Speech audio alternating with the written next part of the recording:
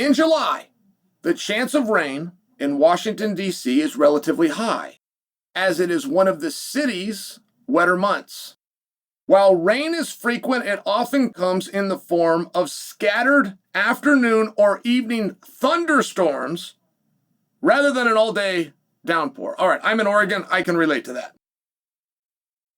Why do I bring this up? Well, Dana had to talk about this. Dana talked about the importance of putting the absolute right fighters on the White House card, and nobody totally knew what that meant. Like, Dana's never really spoken that way. We understood the White House, and we understood the respect that he was giving to it, and we understand that he's going all in, but he's never really spoke about that. He's gone all in his whole life. He went all in and just produced one of the biggest boxing matches of all time a week ago on the same day as he put on one of the biggest MMA fights of the year known as Noche.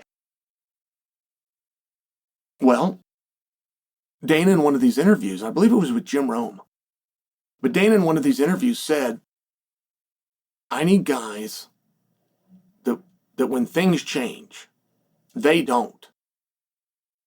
I'm going to be there. I'm going to put this event on. I'm going to be in my seat doing my job, as is everybody in the UFC, and he's taken the whole team to DC, all of them, to International Fight Week. But I need the fighters to do the same.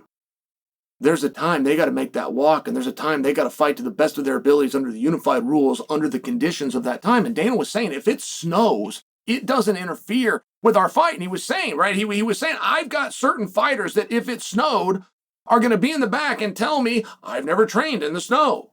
I'm not doing this. This isn't what I prepared for.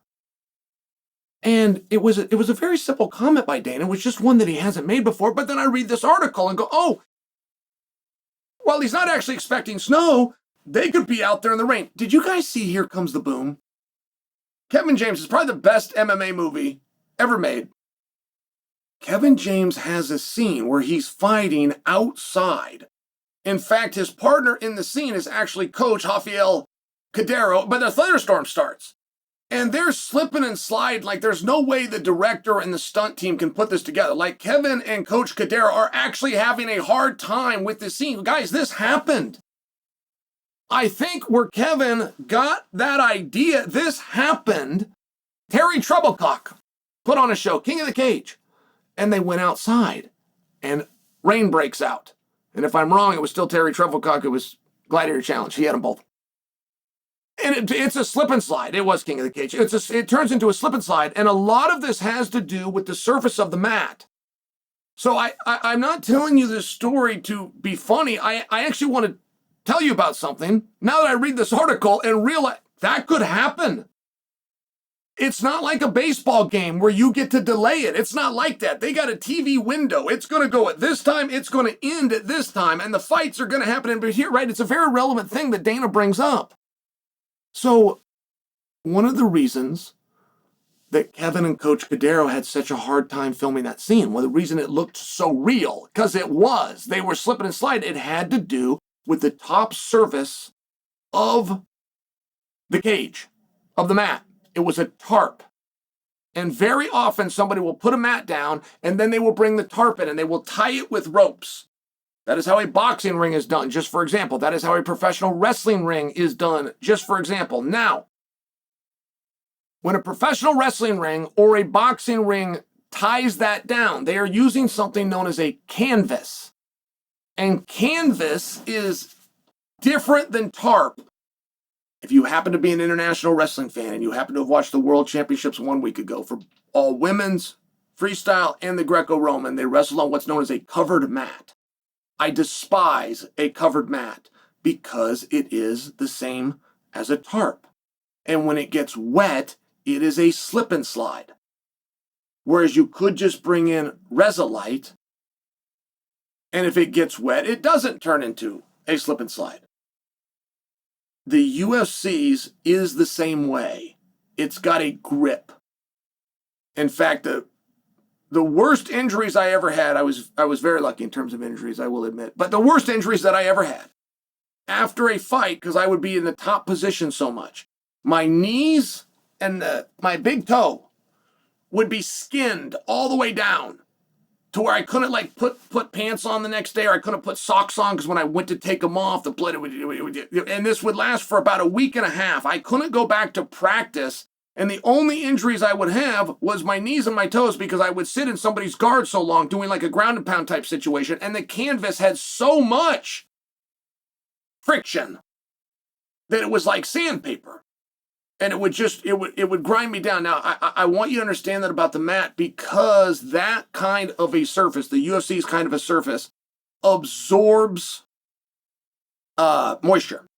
That's why they use that surface. And you will see many guys get in there. They used to do this. I believe commissions have stopped them, but their corner would give them a drink of water. They pour it on the ground. They rub their feet in it to get, some of them believed it gave them a little bit of traction. Now, there has been, over time, certain logos that are placed for sponsorship reasons on the canvas of the octagon. And those logos are made of a different material than the canvas itself. And if those logos get wet, it's completely different. I'm only sharing this with you. That's interesting. That's very interesting. And there isn't really a way to prepare for that. What would you do? Set an octagon outside and bring out a garden hose and spray? You just wouldn't. Now, in fairness, that is one of the keys to martial arts. That is one of the fundamental core beliefs of martial arts. Just like the Marines say. But they got it from the martial arts, which is you must adapt to your surroundings. You must use any weapon available within arm's reach. Now, we don't put actual tangible weapons in there. They're connected to your body. They're connected to your body, right? But you must find a way. And it's interesting. And there are guys that would not make that walk. There are guys that would not make that walk if a condition that they had not previously considered was to happen, such as rain, such as a thunderstorm. And who knows where it will go? We literally won't know until the night that it opens, particularly with this report, which is saying it can be clear all day, hit you for 20 minutes in a spurt, stop. Some guys got to fight the rain, some guys don't. There's something to it. It's something small. I get that. But it is a potential unforeseen that we haven't seen.